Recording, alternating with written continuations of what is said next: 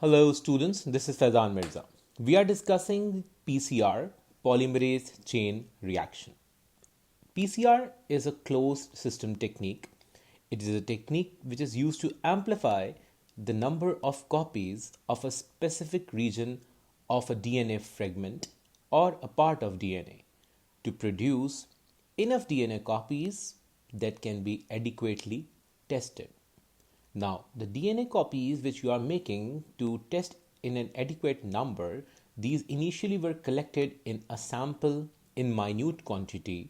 The sample can be a sample collected from a crime scene, or probably from some fossil records, or probably from a nasal swab of a COVID patient, or anything of that sort. So basically, polymerase chain reaction, in this the quantity will be very minute, and to test this, what you have to do, you have to just make abundant copies of the same DNA so that you can test and retest and just validate your test with enough quantities of the same sample. So what's done? PCR technique employs 3 to 4 hour duration of repeated cycles of heating and cooling, and these repeated cycles increase the DNA content of that single DNA fragment or that single DNA sequence exponentially. So it amplifies it in an exponential manner. It involves 3 steps: denaturing at 95 degrees Celsius, attaching primers, also called as annealing, at 65 degrees Celsius, and building a new DNA molecule called elongation at 72 degrees. So, we have denaturing occurring. This is how you carry out denaturing of a double-stranded DNA. What do you mean by denaturing a double-stranded DNA? You heat it at 95 degrees Celsius to make the DNA molecules single-stranded. So you break the hydrogen bonds using this very high temperature of 95 degrees Celsius.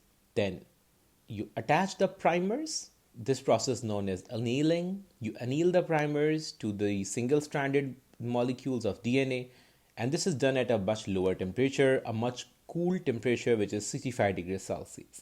Now, to bring up new complete DNA molecules of those single strand by complementary base pairing, you have to add DNA polymerase enzyme. This causes elongation. That this requires an optimum temperature of 72 degrees Celsius. This temperature is very high. Even these are very high. So your DNA polymerase will not function. So DNA polymerases are taken from microorganisms who have evolved to live in hot environments. So this is the entire procedure. The DNA molecule that you collected from the source, this is present here.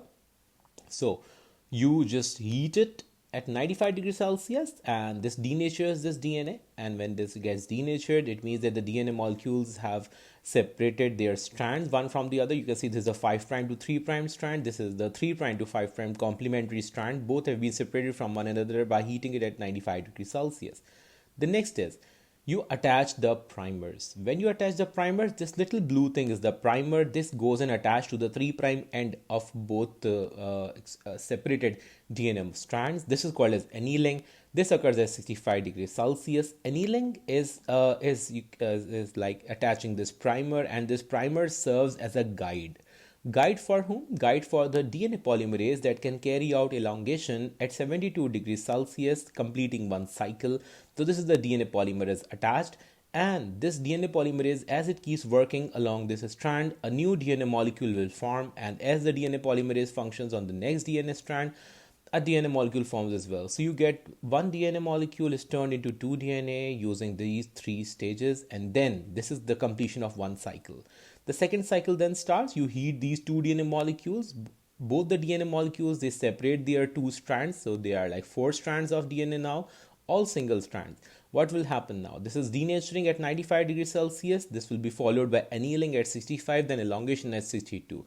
When you anneal this particular DNA, this kind of separated DNA strand, you can just imagine how many primers you would require and where these primers will actually attach. So in one cycle, the DNA molecules became twice. In the next, they will become twice more. So exponential increase occur in every repeated cycles of heating and cooling.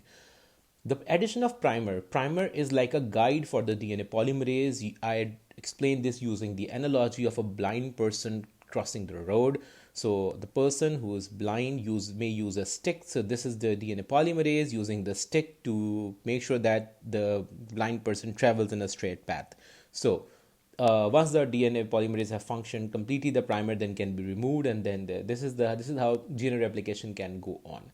Now, how do you do this process? To carry on this process, you add your components, all that are required, because as I told you, it's a closed system. So you add all these in a single tube, in a single cuvette, and when you add these here in a single tube, so these include your DNA fragments. All the ingredients have to be added together. The DNA fragments to be amplified, a buffer solution to make sure that the pH stays maintained, free DNA nucleotides, enough quantity of primers, enough quantity of DNA polymerase. So these are to be added together, and this is the thermal cycler. This is the PCR machine in which you will place this tube of yours, and you will feed this on this machine, that what will be your denaturing temperature and how long would this take, and what will be your annealing temperature and how long should it go on, and what will be your elongation stage or extension stage, and what temperature, and how long should it go on. So that would be one PCR cycle, and then you have to just feed it into the machine,